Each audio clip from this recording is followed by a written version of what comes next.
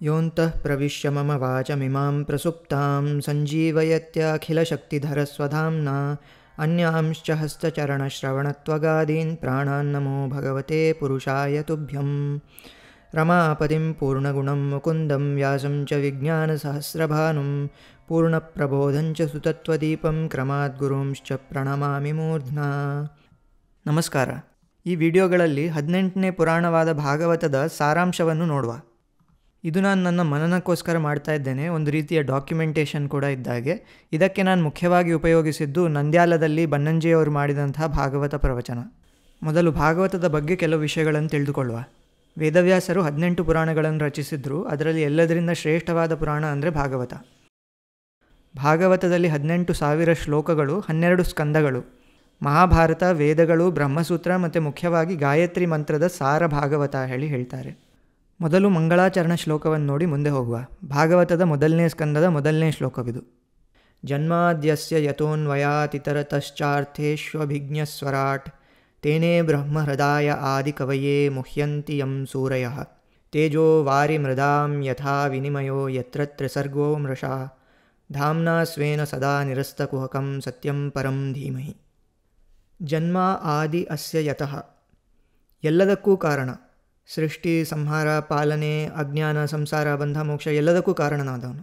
ಇತರತಃ ಚ, ಶ್ರುತಿ ಅಂದರೆ ವೇದಗಳು, ಪುರಾಣಗಳಿಂದೆಲ್ಲ ತಿಳಿಯಲ್ಪಡುವವನು, ಆದರೆ ಬೇರೆ ರೀತಿಯಿಂದಲೂ ತಿಳಿಯಲ್ಪಡುವವನು, ಅಂದರೆ ತರ್ಕದಿಂದಲೂ ತಿಳಿಯುವುದವನನ್ನು ಹೇಳಿ. ಅರ್ಥೇಶು ಅಭಿಜ್ಞ, ಸರ್ವಜ್ಞನಾದವನು, ಎಲ್ಲವನ್ನೂ ತಿಳಿದುಕೊಂಡವನು. ಸ್ವರಾಟ್, ಸರ್ವಶಕ್ತನಾದವನು. ತೇನೇ ಬ್ರಹ್ಮ ಹೃದಯ ಆದಿಕವಯೇ, ಆದಿಕವಿಯಾದ ಚತುರ್ಮುಖ ಅಂದರೆ ಮೊದಲನೇ ಜ್ಞಾನಿಯಾದ ಚತುರ್ಮುಖ ಬ್ರಹ್ಮನಿಗೆ ಪ್ರೀತಿಯಿಂದ ಜ್ಞಾನವನ್ನು ಕೊಟ್ಟವನು. ಹೃದ ಅಂದರೆ ಪ್ರೀತಿಯಿಂದ. ಮುಹ್ಯಂತಿ ಯಂ ಸೂರಯಃ, ಸೂರಯಃ ಅಂದರೆ ಜ್ಞಾನಿಗಳು, ಜ್ಞಾನಿಗಳಿಗೂ ಪೂರ್ತಿಯಾಗಿ ತಿಳಿಲಿಕ್ಕೆ ಸಾಧ್ಯವಾಗದವನು ಹೇಳಿ. ಯತ್ರ ತ್ರಿಸರ್ಗೋ ಮೃಷಾ, ತ್ರಿಸರ್ಗ ಅಂದರೆ 3 ರೀತಿಯ ಸೃಷ್ಟಿಯನ್ನು ಮಾಡಿದವನು. ಏನು 3 ರೀತಿಯ ಸೃಷ್ಟಿ ಅಂದರೆ? ತೇಜ ವಾರಿ ಮೃದಾಂ ಯಥಾ ವಿನಿಮಯ, ತೇಜ ಅಂದರೆ ಬೆಂಕಿಯಂತೆ ಸೃಷ್ಟಿ, ವಾರಿ ಅಂದರೆ ನೀರಿನಂತೆ ಸೃಷ್ಟಿ, ಮೃದಾಂ ಯಥಾ ವಿನಿಮಯ ಅಂದರೆ ಮಣ್ಣಿನಿಂದ ಮಡಕೆ ಮಾಡಿದಂತೆ ಸೃಷ್ಟಿ. ಹೀಗಂದರೆ ಏನು? ತೇಜ ಬೆಂಕಿಯಂತೆ ಸೃಷ್ಟಿ ಅಂದರೆ ತನ್ನದೇ ಆದ ರೂಪಗಳು ತನ್ನಿಂದನೇ ಸೃಷ್ಟಿ ಮಾಡ್ಕೊಳ್ತಾನೆ. ಅದು ಬೆಂಕಿಯಿಂದ ಬೆಂಕಿ ಸೃಷ್ಟಿ ಮಾಡಿದ ಹಾಗೆ. ಒಂದು ದೀಪದಿಂದ ಇನ್ನೊಂದು ದೀಪ ಹಚ್ಚಿದರೆ ಮೊದಲನೇ ದೀಪದಲ್ಲಿ ಏನು ಬೆಳಕು ಕಮ್ಮಿ ಆಗಲಿಲ್ಲ, ಎರಡನೇ ದೀಪದ ಬೆಳಕು ಅಷ್ಟೇ ಇರ್ತದೆ. ಅವನಿಗೂ ಅವನು ಸೃಷ್ಟಿ ಮಾಡಿದಂಥ ಅವನದೇ ಆದ ಬೇರೆ ರೂಪಗಳಿಗೂ ಏನೂ ವ್ಯತ್ಯಾಸ ಇಲ್ಲ, ಏನೂ ಭೇದ ಇಲ್ಲ ಹೇಳಿ ಇಲ್ಲಿ ಹೇಳ್ತಾ ಇದ್ದಾರೆ. ಮೊದಲನೇ ರೀತಿಯ ಸೃಷ್ಟಿ ಅಂದರೆ ತನ್ನಿಂದನೇ ತನ್ನದೇ ಆದ ರೂಪಗಳನ್ನು ಸೃಷ್ಟಿ ಮಾಡ್ಕೊಳ್ತಾನೆ. ಇನ್ನು ಎರಡನೇ ಸೃಷ್ಟಿ ವಾರಿ, ನೀರಿನಂತೆ ಸೃಷ್ಟಿ ಅಂದರೆ ಇದು ಜೀವರ ಸೃಷ್ಟಿ. ಜೀವರು ಅನಾದಿ ಕಾಲದಿಂದ ಇದ್ದಾರೆ, ಆದರೆ ಜೀವರಿಗೆಲ್ಲ ದೇಹವನ್ನು ಕೊಟ್ಟು ಸಂಸಾರದಲ್ಲಿ ತರುವಂಥ ಸೃಷ್ಟಿ ಇದು. ಇದು ನೀರಿನಂತೆ ಹೇಗೆ ಅಂದರೆ ಅವನು ಬಿಂಬ ಇದ್ದಂತೆ, ಈ ಜೀವರೆಲ್ಲ ನೀರಿನಲ್ಲಿ ಅವನ ಪ್ರತಿಬಿಂಬ ಇದ್ದಂತೆ. ಅವರಿಗೆ ಸ್ವಾತಂತ್ರ್ಯ ಇಲ್ಲ, ಅವನು ಮಾಡಿಸಿದ ಹಾಗೆ ಮಾಡ್ತಾರೆ. ಇದು ಎರಡನೇ ರೀತಿಯ ಸೃಷ್ಟಿ. ಇನ್ನು ಮೂರನೇದ್ದು ಮೃದಾಂ ಯಥಾ ವಿನಿಮಯ, ಮಣ್ಣಿನಿಂದ ಮಡಕೆ ಮಾಡಿದಂತೆ ಜಡವಸ್ತುಗಳ ಸೃಷ್ಟಿ. ಹೀಗೆ 3 ರೀತಿಯ ಸೃಷ್ಟಿ ತ್ರಿಸರ್ಗ ಮಾಡ್ತಾನೆ, ಆದರೆ ಅವನಿಗೆ ಅದರಿಂದ ಏನೂ ಉಪಯೋಗ ಇಲ್ಲ. ಅವನು ಸ್ವಾರ್ಥಕ್ಕೋಸ್ಕರ ಮಾಡೋದೇ ಇಲ್ಲ. ಇದೆಲ್ಲ ನಮಗೋಸ್ಕರ ಮಾಡೋದು. ಯತ್ರ ತ್ರಿಸರ್ಗೋ ಮೃಷ. ಧಾಮ್ನಾ ಸ್ವೇನ, ಧಾಮ್ನ ಅಂದರೆ ಬೆಳಕು, ಅಂದರೆ ಜ್ಞಾನದ ಬೆಳಕು. ಸ್ವೇನ ಅಂದರೆ ಬಲ, ಜ್ಞಾನ ಮತ್ತು ಬಲದ ರೂಪ. ಸದಾ ನಿರಸ್ತ ಕುಹಕಂ, ಯಾವುದೇ ಕುಹಕ ಇಲ್ಲ. ಅಂದರೆ ಈ ಜಗತ್ತೆಲ್ಲ ಅವನು ನಿಜವಾಗಿ ಸೃಷ್ಟಿ ಮಾಡಿದ್ದಾನೆ. ಜಗತ್ತೆಲ್ಲ ಮಿಥ್ಯಾ ಹೇಳುವವರುಂಟು, ಆದರೆ ಇದೆಲ್ಲ ಮಿಥ್ಯಾ ಅಲ್ಲ ಹೇಳಿ ಇಲ್ಲಿ ಭಾಗವತದಲ್ಲಿ ಹೇಳಿದ್ದಾರೆ. ಸದಾ ನಿರಸ್ತ ಕುಹಕಂ, ಅವನು ಏನೂ ಕುಹಕ ಮಾಡಲಿಲ್ಲ, ನಿಜವಾಗಿಯೇ ಇದೆಲ್ಲ ಸೃಷ್ಟಿ ಮಾಡಿದ್ದಾನೆ. ಸತ್ಯಂ, ನಿರ್ದುಷ್ಟ ಆನಂದ ಸ್ವರೂಪ, ಜ್ಞಾನ ಮತ್ತು ಆನಂದದಿಂದ ತುಂಬಿ ದೋಷ ಮತ್ತು ದುಃಖದ ಸ್ಪರ್ಶವೇ ಇಲ್ಲದವನು ಸತ್ಯಂ. ಪರಂ, ಪೂರ್ಣನಾದವನು. ಧೀಮಹಿ, ಅಂಥವನನ್ನು ಧ್ಯಾನ ಮಾಡಬೇಕು ಹೇಳಿ ಭಾಗವತದ ಮೊದಲನೇ ಶ್ಲೋಕ ಪ್ರಾರಂಭವಾಯಿತು. ಭಾಗವತ ಪ್ರಾರಂಭವಾಗಿ ಮೊದಲನೇ ಸ್ಕಂದದಲ್ಲಿ ಭಾಗವತದ ಬಗ್ಗೆ ಕೆಲವು ವಿಷಯಗಳನ್ನೇ ಹೇಳ್ತಾರೆ. ಭಾಗವತದ ಬಗ್ಗೆನೇ ಸ್ವಲ್ಪ ಮೆಟಾ ಡೇಟಾ ಹೇಳ್ತಾರೆ. ಯಾಕೆ ಭಾಗವತ ರಚಿಸಿದ್ದು, ಯಾರಿಗೋಸ್ಕರ ಇದು, ಏನು ಹೇಳ್ತದೆ ಹೇಳಿ ಎಲ್ಲ ಹೇಳ್ತಾ, ಇಷ್ಟೆಲ್ಲ ಗ್ರಂಥಗಳಿರುವಾಗ, ವೇದಗಳು, ಪುರಾಣ, ಇತಿಹಾಸ ಎಲ್ಲ ಇರುವಾಗ 18ನೇ ಪುರಾಣವಾದ ಭಾಗವತದಲ್ಲಿ ಏನು ವಿಶೇಷ, ಅದನ್ನು ಯಾಕೆ ಓದಬೇಕು ಹೇಳಿ ಪ್ರಶ್ನೆ ಬರ್ತದೆ.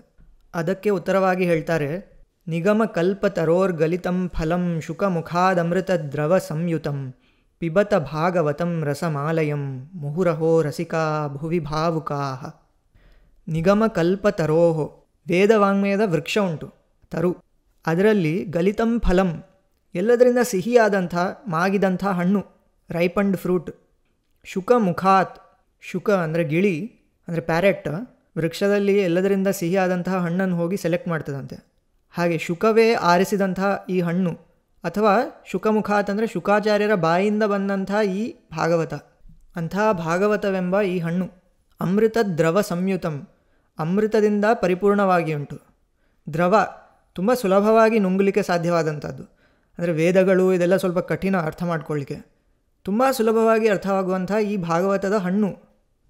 ಪಿಬತ ಭಾಗವತಂ ರಸಂ, ಕುಡಿರ್ಯಪ್ಪ ಈ ಭಾಗವತದ ರಸವನ್ನು. ಆಲಯಂ ಮುಹುಹು, ಸದಾ ಯಾವಾಗಲೂ ಕುಡಿತಾ ಇರಿರಿ. ಅಹೋ ರಸಿಕಾಹ, ಓ ರಸಿಕರೇ ಪಿಬತ ಕುಡಿರಿ ಹೇಳಿ. ಅಂದರೆ ರಸಿಕರಾಗಿರಬೇಕು, ಎಲ್ಲರಿಗೂ ನಚ್ಚುವಂಥ ರಸ ಅಲ್ಲ ಇದು. ರಸ ಅಂದರೆ ಏನು ಹೇಳಿ ಗೊತ್ತಿರುವಂಥ ರಸಿಕರಾಗಿರಬೇಕು, ರಸದ ಜ್ಞಾನ ಇರಬೇಕು, ಯಾವುದು ಒಳ್ಳೆಯದು ಯಾವುದು ಕೆಟ್ಟದು ಹೇಳಿ ಗೊತ್ತಿರಬೇಕು. ಭುವಿ ಭಾವುಕಾಹ, ಭೂಮಿಯಲ್ಲಿದ್ದ ಭಾವುಕರೇ ಅಂದರೆ ಭಾವುಕರೂ ಆಗಿರಬೇಕು, ಇಮೋಷ್ನಲ್ ಇಂಟೆಲಿಜೆನ್ಸ್ ಬೇಕು, ಅದರೊಟ್ಟಿಗೆ ರಸದ ಜ್ಞಾನವೂ ಬೇಕು. ಅಂಥವರು ಈ ಭಾಗವತದ ರಸವನ್ನು ನಿರಂತರವಾಗಿ ಸದಾ ಕುಡಿತಾ ಇರಬಹುದು. ಈಗ ಪ್ರಶ್ನೆ ಏನಿತ್ತಂದರೆ, ವೇದಗಳುಂಟು, ಇತರ 17 ಪುರಾಣಗಳಿದ್ದಾವೆ, ಅದರೊಟ್ಟಿಗೆ ಇತಿಹಾಸ ಎಲ್ಲ ಉಂಟು. ಭಾಗವತದಲ್ಲಿ ಏನು ವಿಶೇಷ ಅಂದರೆ, ಹೌದು ಆ ವೇದವಾಂಗ್ಮಯ ಎಲ್ಲ ಉಂಟು, ಅದರ ವೃಕ್ಷವೇ ಉಂಟು, ನಿಗಮ ಕಲ್ಪ ತರುಹು. ಆದರೆ ಆ ವೇದ ವೃಕ್ಷವನ್ನು ಹತ್ತಿ ಅದರಲ್ಲಿರುವ ಹಣ್ಣುಗಳನ್ನೆಲ್ಲ ಆರಿಸಿ ಅದನ್ನು ತಗೊಂಡು ನಾವು ತಿನ್ನುವಷ್ಟು ಸಾಮರ್ಥ್ಯ ನಮಗಿಲ್ಲ, ಮತ್ತು ತುಂಬ ಆಲಸಿಗಳು ನಾವು. ಅದು ಇದ್ರೆ ಏನು ಅಲ್ಲಿ ಉಂಟು ವೇದವೃಕ್ಷ ಹೇಳಿ ನಿಂತು ಬಿಟ್ಟಿದ್ದೇವೆ. ಅದಕ್ಕೋಸ್ಕರ ವೇದವ್ಯಾಸರು ಶುಕನ ಬಾಯಿಂದ ಈ ಹಣ್ಣನ್ನು ಆರಿಸಿ ನಮಗೆ ತಂದು ಕೊಟ್ಟಿದ್ದಾರೆ. ಈ ಹಣ್ಣು ಪಿಬತ ಭಾಗವತಂ ಹೇಳಿ, ಆ ವೇದವೃಕ್ಷವನ್ನು ಹತ್ತಲಿಕ್ಕೆ ಸಾಧ್ಯವಾಗದಂಥ ನಮಗೆ ಆ ವೃಕ್ಷದಲ್ಲಿ ಎಲ್ಲದರಿಂದ ಸಿಹಿಯಾದಂಥ ಈ ಭಾಗವತವೆಂಬ ಅಮೃತದಿಂದ ಪರಿಪೂರ್ಣವಾದಂಥ ತುಂಬ ಸುಲಭವಾಗಿ ಅರ್ಥ ಆಗುವಂಥ ಈ ಹಣ್ಣನ್ನು ತಿಂದು ಅದರ ರಸವನ್ನು ಸವಿ ಹೇಳಿ ನಮಗೆ ಕೊಟ್ಟುಬಿಟ್ಟಿದ್ದಾರೆ ವೇದವ್ಯಾಸರು. ಮುಂದೆ ನೈಮಿಷಾರಣ್ಯದಲ್ಲಿ ಆದ ಭಾಗವತ ಪ್ರವಚನದ ಬಗ್ಗೆಲ್ಲ ಹೇಳ್ತಾರೆ. ಪರೀಕ್ಷಿತನ ಮಗನ ಹೆಸರು ಜನಮೇಜಯ ಹೇಳಿ. ಜನಮೇಜಯ ರಾಜ್ಯವಾಳ್ತಾ ಇರುವಾಗ ಶೌನಕಾದಿ ಋಷಿಗಳಿಗೆ ನೈಮಿಷಾರಣ್ಯದಲ್ಲಿ ವೇದವ್ಯಾಸರ ಮೊಮ್ಮಗನಾದಂಥ ಉಗ್ರಶ್ರವಸ್ಸು ಭಾಗವತವನ್ನು ಪ್ರವಚನ ಮಾಡಿದ. ಆವಾಗ ಅಲ್ಲಿ ಋಷಿಗಳೆಲ್ಲ ಕೇಳಿದರು, ಜೀವನದಲ್ಲಿ ತಿಳಿಲೇಬೇಕಾದ ವಿಷಯ ಏನು ಹೇಳಿ ಕೇಳುವಾಗ ಉಗ್ರಶ್ರವಸ್ಸು ಹೇಳ್ತಾನೆ, ವಾಸುದೇವೇ ಭಗವತಿ ಭಕ್ತಿಯೋಗ ಪ್ರಯೋಜಿತ ಜನಯತ್ಯಾಶು ವೈರಾಗ್ಯಂ ಜ್ಞಾನಂಚ ಯದಹೈತುಕಂ. ಅಂದರೆ ವಾಸುದೇವನಲ್ಲಿ ಭಕ್ತಿ ಮಾಡಬೇಕು. ವಾಸುದೇವೇ ಭಗವತಿ ಭಕ್ತಿಯೋಗ ಪ್ರಯೋಜಿತ, ಅದರಿಂದ ಜನಯತ್ಯಾಶು ವೈರಾಗ್ಯಂ ಜ್ಞಾನಂಚ, ಅದರಿಂದ ವೈರಾಗ್ಯ ಮತ್ತು ಜ್ಞಾನ ಬರ್ತದೆ. ಯತಹೈತುಕಂ, ಅದು ಎಲ್ಲದರಿಂದ ಶ್ರೇಷ್ಠವಾದದ್ದು. ಅಂದರೆ ಹೀಗೆ ಭಕ್ತಿ ಮಾಡಿ ಜ್ಞಾನ ಮತ್ತು ವೈರಾಗ್ಯವನ್ನು ಪಡೆಯೋದು ಎಲ್ಲದರಿಂದ ಶ್ರೇಷ್ಠವಾದಂಥದ್ದು ಹೇಳಿ. ಅಂದರೆ ಭಕ್ತಿ ಮಾಡಿದರೆ ಭಗವಂತನ ಬಗ್ಗೆ ತಿಳಿದುಕೊಳ್ಬೇಕು ಹೇಳುವಂಥ ಜಿಜ್ಞಾಸೆ ಬರ್ತದೆ. ಆ ಜಿಜ್ಞಾಸೆಯಿಂದ, ಆ ಕ್ಯೂರಿಯಾಸಿಟಿಯಿಂದ ನಾವು ಭಗವಂತನ ಬಗ್ಗೆ ಜಾಸ್ತಿ ತಿಳಿದುಕೊಳ್ತೇವೆ, ಜ್ಞಾನ ಬೆಳೀತದೆ. ಆ ಜ್ಞಾನದಿಂದ ಭಗವಂತ ಎಷ್ಟು ದೊಡ್ಡವನು ಹೇಳಿ ಗೊತ್ತಾಗಿ ಅವನಲ್ಲಿ ಇನ್ನೂ ಭಕ್ತಿ ಹೆಚ್ಚಾಗ್ತದೆ. ಆ ಭಕ್ತಿಯಿಂದ ಪುನಃ ಜ್ಞಾನ, ಅದರಿಂದ ಪುನಃ ಭಕ್ತಿ, ಹಾಗೆ ಭಕ್ತಿಯಿಂದ ಜ್ಞಾನ, ಜ್ಞಾನದಿಂದ ಭಕ್ತಿ ಹೆಚ್ಚು ಬೆಳೀತಾ ಹೋಗ್ತದೆ. ಅದರ ಜೊತೆಗೆ ಸಂಸಾರದ ವಿಷಯಗಳಲ್ಲೆಲ್ಲ ವೈರಾಗ್ಯವೂ ಬರ್ತದೆ ಹೇಳಿ ಹೇಳ್ತಾ ಇದ್ದಾರೆ. ಅದಾದಮೇಲೆ ತಿಳಿಲೇಬೇಕಾದ ವಿಷಯ ಏನು ಕೇಳಿದಕ್ಕೆ ಭಗವಂತನಲ್ಲಿ ಭಕ್ತಿ ಮಾಡಬೇಕು. ಆ ಭಕ್ತಿ ಬರಲಿಕ್ಕೋಸ್ಕರ ಇದಂ ಭಾಗವತಂ ನಾಮ ಪುರಾಣಂ ಬ್ರಹ್ಮ ಸಂಹಿತಂ ಉತ್ತಮ ಶ್ಲೋಕ ಚರಿತಂ ಚಕಾರ ಭಗವಾನ್ ಋಷಿ. ಅಂದರೆ ಈ ಭಾಗವತ ಪುರಾಣವನ್ನು, ಇದಂ ಭಾಗವತಂ ನಾಮ ಪುರಾಣ ಬ್ರಹ್ಮ ಸಂಹಿತಂ, ವೇದ ತುಲ್ಯವಾದಂತಹ ಈ ಪುರಾಣ, ಉತ್ತಮ ಶ್ಲೋಕ ಚರಿತಂ, ಭಗವಂತನ ಗುಣಗಳನ್ನು ಹೇಳುವಂತಹ ಶ್ಲೋಕಗಳುಳ್ಳಂಥ ಈ ಭಾಗವತ ಪುರಾಣ, ಚಕಾರ ಭಗವಾನ್ ಋಷಿ, ಭಗವಾನ್ ಋಷಿ ಅಂದರೆ ವೇದವ್ಯಾಸರು, ಅಂಥ ಭಾಗವತ ಪುರಾಣವನ್ನು ವೇದವ್ಯಾಸರು ರಚಿಸಿದ್ರು ಹೇಳಿ ಹೇಳ್ತಾ ಇದ್ದಾರೆ. ಅಂದರೆ ಇವರು ಋಷಿಗಳು ಕೇಳಿದ ಪ್ರಶ್ನೆ ಏನು, ತಿಳಿಲೇಬೇಕಾದ ವಿಷಯ ಏನು ಹೇಳಿ ಕೇಳಿದರು. ಆ ಪ್ರಶ್ನೆಗೆ ಭಾಗವತವೇ ಉತ್ತರ ಹೇಳಿ ಉಗ್ರಶ್ರವಸ್ಸು ಭಾಗವತವನ್ನೇ ಹೇಳ್ತಾನೆ ಉತ್ತರವಾಗಿ. ಭಗವಂತನಲ್ಲಿ ಭಕ್ತಿ ಮಾಡಬೇಕು, ಆ ಭಕ್ತಿಗೋಸ್ಕರ ಈ ಭಾಗವತವನ್ನು ಕೇಳಿ ಹೇಳಿ ಭಾಗವತವನ್ನು ಉತ್ತರವಾಗಿ ಹೇಳ್ತಾ ಇದ್ದಾನೆ. ಇನ್ನು ಇದಾದಮೇಲೆ ಭಗವಂತನ ಅವತಾರಗಳ ಬಗ್ಗೆ ಹೇಳ್ತಾರೆ. ಇದರಲ್ಲಿ ಮೊದಲು ಹೇಳೋದು ಪುರುಷಾವತಾರ, ಭಗವಂತಂದು ಮೂಲ ರೂಪ ಹೇಳಿ ನಾವು ಇಟ್ಕೊಳ್ಬೋದು ಪುರುಷಾವತಾರ ಹೇಳಿ. ಸೃಷ್ಟಿಯಾದ ಮೇಲೆ ಎಲ್ಲ ದೇಶಕಾಲಗಳನ್ನು ವ್ಯಾಪಿಸಿ ಎಲ್ಲ ಚರಾಚರ ವಸ್ತುಗಳೊಳಗೆ ಪ್ರವೇಶ ಮಾಡಿದ್ದು ಪುರುಷಾವತಾರ. ಈ ರೂಪದಿಂದನೇ ಎಲ್ಲ ಬೇರೆ ರೂಪಗಳು ಬಂತು ಹೇಳಿ ಇದನ್ನೊಂದು ಮೂಲ ರೂಪವಾಗಿ ಇಟ್ಕೊಳ್ಬೋದು ನಾವು. ಅದಾದಮೇಲೆ ಇಲ್ಲಿ ಭಗವಂತನ ಒಂದು 22 ಅವತಾರಗಳನ್ನು ಲಿಸ್ಟ್ ಔಟ್ ಮಾಡ್ತಾರೆ. ಸನತ್ ಕುಮಾರ, ವರಾಹ ಅವತಾರ, ಮಹಿದಾಸಾಯಿತ್ರೇಯ, ನರನಾರಾಯಣ ಹೇಳಿ ಒಂದು 22 ಅವತಾರಗಳು ಇಲ್ಲಿ ಹೇಳ್ತಾರೆ. ಅದೆಲ್ಲ ನಾನೀಗ ವಿವರಿಸ್ತಿಲ್ಲ, ಅದರದ್ದು ಕಥೆಗಳೆಲ್ಲ ಮುಂದೆ ಬರ್ತದೆ. ಅದಾದಮೇಲೆ ಇಲ್ಲಿ ವೇದವ್ಯಾಸರು ಭಾಗವತವನ್ನು ರಚಿಸಿದಂಥ ಒಂದು ಹಿನ್ನೆಲೆಯ ಒಂದು ಕಥೆಯನ್ನು ಹೇಳ್ತಾರೆ. ಇಲ್ಲಿ ವೇದವ್ಯಾಸರು 4 ವೇದಗಳನ್ನೆಲ್ಲ ವಿಭಾಗ ಮಾಡಿ ತನ್ನ ಶಿಷ್ಯರಿಗೆ ಕೊಟ್ಟರು. ಮಹಾಭಾರತ ರಚಿಸಿದ್ರು, 17 ಪುರಾಣಗಳನ್ನು ರಚಿಸಿದ್ರು, ಎಲ್ಲ ಶಿಷ್ಯರಿಗೆ ಕೊಟ್ಟರು. ಆದರೂ ಅವರಿಗೆ ಏನೋ ಒಂದು ಮಾಡಬೇಕಾದದ್ದೊಂದು ಉಳಿದು ಬಿಟ್ಟಿದೆ ಹೇಳಿ ತಲೆಯಲ್ಲಿತ್ತಂತೆ. ಅಂದರೆ ವೇದವ್ಯಾಸರು ಭಗವಂತನ ಅವತಾರನೇ, ಇದೆಲ್ಲ ಒಂದು ನಾಟಕ ಅಷ್ಟೇ. ಆವಾಗ ನಾರದರು ವೇದವ್ಯಾಸರ ಹತ್ರ ಬಂದು, ನೀವು ಎಲ್ಲದರ ಬಗ್ಗೆ ಹೇಳಿದಿರಿ, ಆದರೆ ಭಗವಂತನ ಬಗ್ಗೆ ಎಷ್ಟು ಹೇಳಿದರೂ ಮುಗಿದಿಲ್ಲ, ಭಗವಂತನ ಮಹಿಮೆಯನ್ನು ಹೇಳಲಿಕ್ಕೆ ಒಂದು ಗ್ರಂಥವನ್ನು ನೀವು ರಚಿಸಬೇಕು ಹೇಳಿ ಭಾಗವತವನ್ನು ರಚಿಸಲಿಕ್ಕೆ ಹೇಳಿದರು ಹೇಳ್ತಾರೆ. ಅವ್ರು ಹೇಳಿದ ಶ್ಲೋಕವನ್ನು ನಾವಿಲ್ಲಿ ನೋಡುವ. ಸೊ ನಾರದರು ಹೇಳ್ತಾರೆ, ಯಥಾ ಧರ್ಮಾದಯಶ್ಚಾರ್ಥ ಮುನಿವರ್ಯಾನುಕೀರ್ತಿತಾ ನ ತಥಾ ವಾಸುದೇವಸ್ಯ ಮಹಿಮಾ ಹ್ಯನುವರ್ಣಿತಃ. ಅಂದರೆ ಯಥಾ ಧರ್ಮಾದಯಶ್ಚಾರ್ಥ, ಧರ್ಮ, ಅರ್ಥ, ಕಾಮ, ಮೋಕ್ಷ ಈ ಎಲ್ಲ ವಿಷಯಗಳ ಬಗ್ಗೆ ಮುನಿವರ್ಯಾನುಕೀರ್ತಿತಃ ಎಲ್ಲ ಹೇಳಿದಿರಿ ನೀವು, ಹೇಳಿ ಆಯಿತು ಮುನಿವರ್ಯರೇ. ಆದರೆ ವಾಸುದೇವಸ್ಯ ಮಹಿಮಾ, ವಾಸುದೇವನ ಮಹಿಮೆಯ ಬಗ್ಗೆ ನ ತಥಾಹಿ ಅನುವರ್ಣಿತ, ಇನ್ನು ವರ್ಣನೆ ಮಾಡೋದು ಇನ್ನೂ ಉಳಿದಿದೆ ಹೇಳ್ತಾ ಇದ್ದಾರೆ.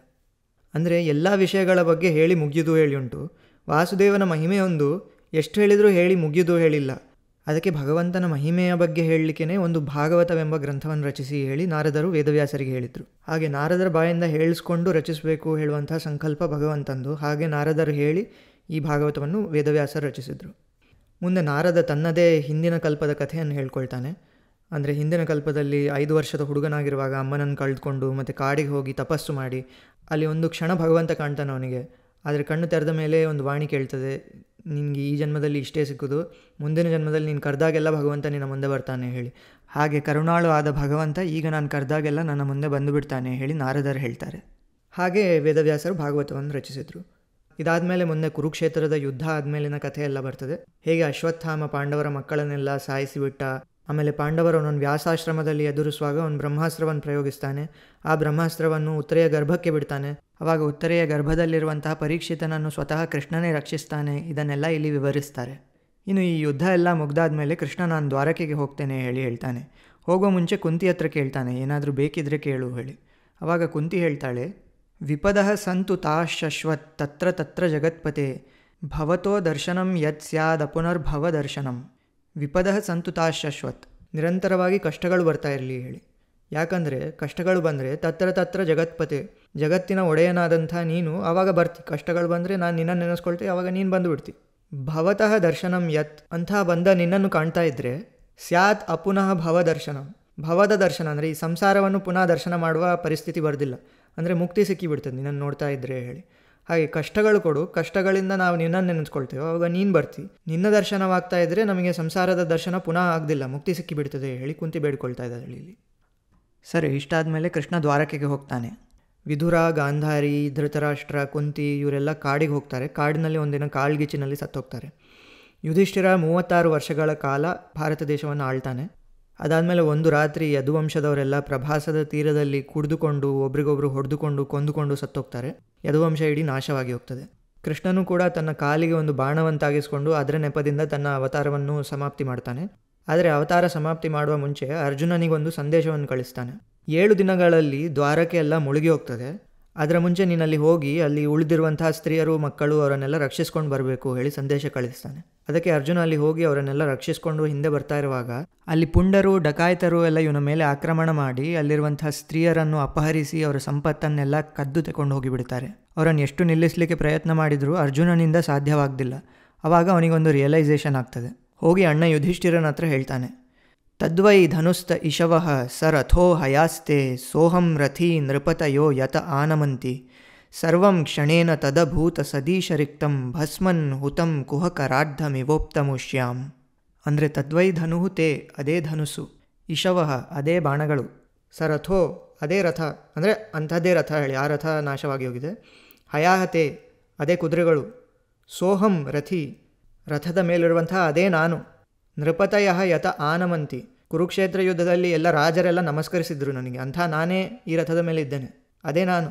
ಆದರೆ ಸರ್ವಂ ಕ್ಷಣೇನ ತತ್ ಅಭೂತ್ ಅಸತ್, ಎಲ್ಲ ವ್ಯರ್ಥವಾಗಿ ಹೋಯಿತು. ಇಷ್ಟೆಲ್ಲ ಇದ್ದರೆ ಸಹ ಆ ಡಕಾಯಿತರನ್ನು, ಆ ಪುಂಡರನ್ನು ನಿಲ್ಲಿಸ್ಲಿಕ್ಕಾಗಲಿಲ್ಲ ನನಗೆ.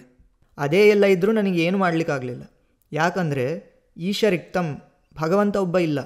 ಕೃಷ್ಣ ಇದ್ದಾವಾಗ ಈಗ ಅವನಿಲ್ಲ.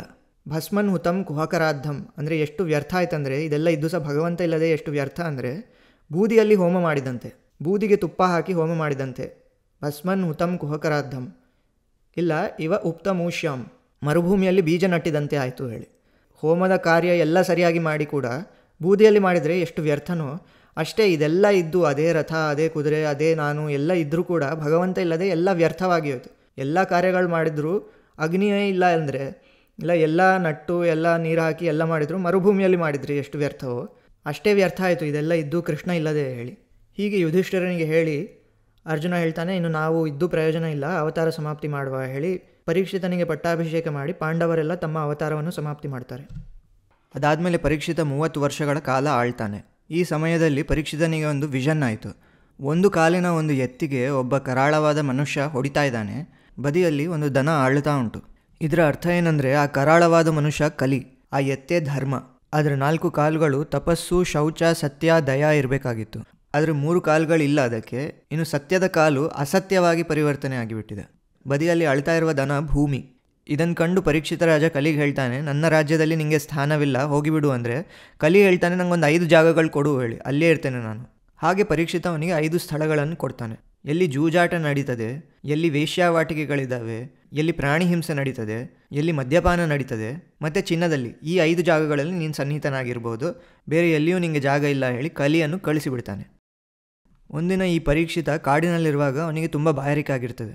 ಅಲ್ಲಿ ತಪಸ್ ಮಾಡ್ತಾ ಇರುವಂತಹ ಶಮೀಕ ಋಷಿಗಳ ಹತ್ರ ಹೋಗಿ ನೀರು ಕೇಳ್ತಾನೆ. ಆ ಋಷಿಗಳು ತಪಸ್ಸಲ್ಲಿ ಮಗ್ನನಾಗಿ ಇವನಿಗೆ ಉತ್ತರವೇ ಕೊಡೋದಿಲ್ಲ. ಪರೀಕ್ಷಿತ ಸಿಟ್ಟಿನಲ್ಲಿ ಅಲ್ಲಿ ಕಂಡಂತಹ ಒಂದು ಸತ್ತ ಹಾವನ್ನು ಈ ಶಮೀಕ ಋಷಿಗಳ ಕೊರಳಿಗೆ ಹಾಕಿ ಹೋಗಿಬಿಡ್ತಾನೆ.